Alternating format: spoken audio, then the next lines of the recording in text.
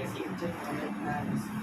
नमस्कार साथियों, आप सभी का स्टार्ट श्रृंखला तहे से स्वागत करता हूं। तो आज हम देखने क्लास 12 का पॉलिटी, ये सेकंड बुक है और ये चैप्टर नंबर 1 है। चैप्टर 1 का नाम है राष्ट्रवाद की चुनौतियां, जिसमें आज का टॉपिक होगा हमारा आजादी के जश्न में गांधी जी हिस्सा नहीं लिए। आइए जानते हैं कि क्यों नहीं लिए।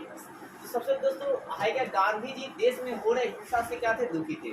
मतलब जब विभाजन हो रहा था हिंदुस्तान और पाकिस्तान का, तो लोग क्या हो रहे थे, मतलब कुछ पाकिस्तान से हिंदुस्तान आ रहे थे, हिंदुस्तान से पाकिस्तान जा रहे थे, बलात्कार किया जा रहा था, फिर क्या जी जबरन शादी की जा रही थी, अनेकों प्रकार की हिंसा जो है हो रहे थे, फिर एक दूसरे को मार काट रहे थे। इससे गांधी जी क्या थे, दुखी थे। फिर वो उन दिनों वो गांधी जी कलकत्ता आ गए। गांधी जी कहाँ गए, कलकत्ता गए। अब कलकत्ता गए भाई साहब, हिंसा रोकने की अपील की। गांधी जी कलकत्ता कहाँ गए, हिंसा को रोकने का अपील किया, रिक्वेस्ट किया, भाई साहब हिंसा मत करो। उसके बाद फिर गांधी जी कहाँ आए, दिल्ली आए। कलकत्ता से कहाँ जी, दिल्ली आए। फिर 1948 में दोस्तों उन्होंने उपवास रखा। क्या रखा, उपवास रखा। काहे उपवास रखा, भाई साहब हिंसा मत रखो, नहीं तो मैं उपवास रखकर ही मर जाऊंगा। ठीक है, तो उन्होंने क्या किया, उपवास रखा। अब उनके उपवास से हिंसा क्या हुआ, थोड़ा कम हुआ, और तनाव भी क्या हुआ, कम हुआ। ठीक है, गांधी जी देखो कितने अच्छे हैं। इसके बाद 30 जनवरी 1948 को नाथूराम विनायक गोडसे ने, कौन जी, नाथूराम विनायक क्या जी, गोडसे ने गांधी जी की क्या कर दी, बंदूक मारकर हत्या कर दी। ठीक है, नहीं तो देखो गांधी जी ने क्या अनेकों अच्छे काम किए। बिहार के मतलब मजदूरों के लिए चंपारण आंदोलन किया, बिहार के मजदूरों के लिए लड़ा, मतलब जो खेतिहर समाज थे, ठीक है, कृषि कार्य करते थे, उनके लिए लड़ा। फिर विदेशों में भी लड़ा, हर जगह लड़ा। और एक उतना रईस होने के बाद भी धोती पर पूरा अपना वस्त्र क्या होते हैं, जिंदगी गुजार दिया। वैसा इंसान कहाँ मिलेगा वैसा। और जो लोग ऊपर ऊपर पढ़ते हैं ना, वही गांधी जी को बुरा करते हैं। पूरा डिटेल में जाने के वो बुरा नहीं करेंगे।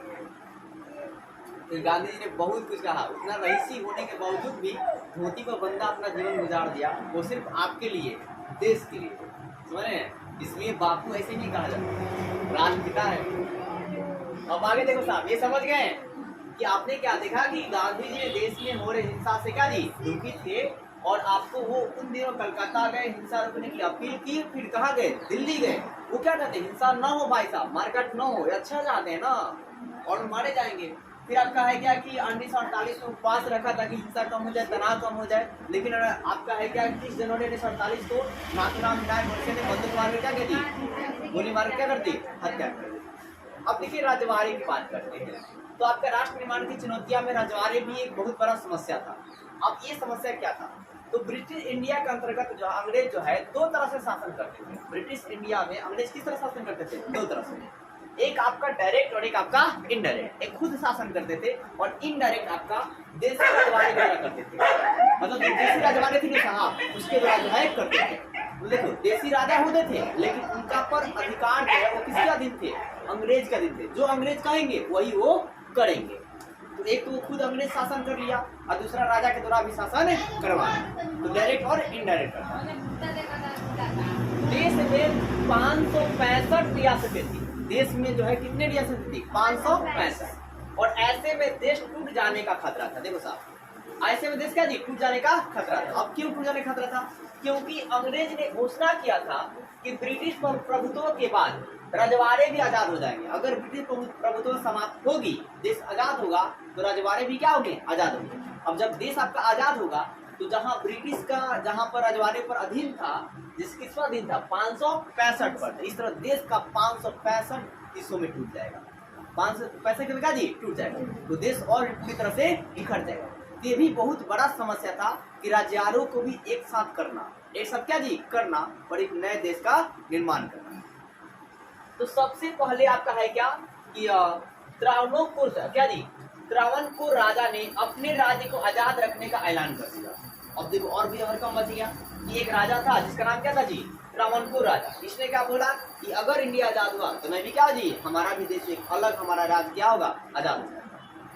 फिर अगले ही दिन हैदराबाद के जो निजाम थे, उन्होंने भी अपने आप को क्या किया, आजाद किया। बोला कि हम भी, हमारा भी राज्य क्या हो गया, आजाद हो गया। फिर अब ऐसे आपका है क्या कि मतलब देश टूटेगा, क्या हो गया, खतरा सामने आने लगा।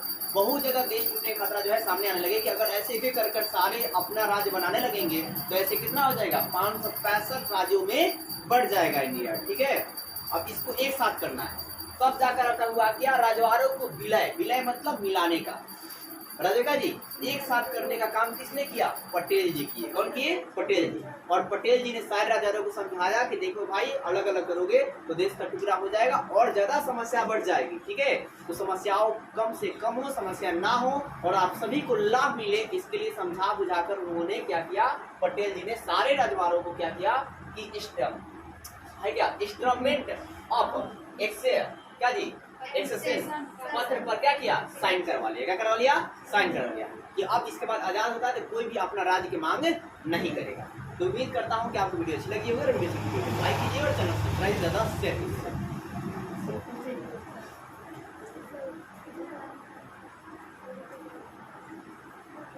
आप पूछिए।